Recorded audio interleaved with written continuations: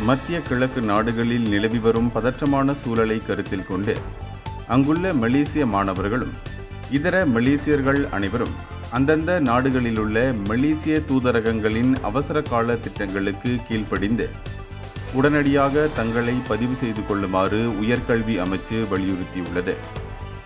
ஈப்போவில் நேற்று நடைபெற்ற நிகழ்வொன்றில் பேசிய துணை அமைச்சர் ஆடாம் அட்லி அப்துல் அலீம், வான்வழி போக்குவரத்து தடைகள் போன்ற சவால்கள் இருப்பினும் மாணவர்களின் பாதுகாப்பை உறுதி செய்வதே அரசாங்கத்தின் முதன்மை இலக்கு என தெரிவித்தார்.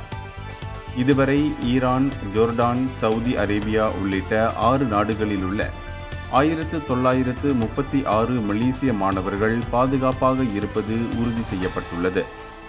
பதற்றமடைந்துள்ள பெற்றோர்கள் விஸ்மா புத்ரா அல்லது சம்பந்தப்பட்ட அதிகாரிகளுடன் தொடர்பில் இருக்குமாறு கேட்டுக்கொண்ட அவர், மலேசியாவின் வலுவான அரசதந்திர உறவுகள் மூலம் இக்கட்டான சூழலில் சிக்கியுள்ள மாணவர்களுக்கு முன்னுரிமை அடிப்படையில் பாதுகாப்பு வழங்கப்படும் எனவும் அவர் உறுதியளித்தார். இந்தியர்களின் இதய குரல் மக்களோசை.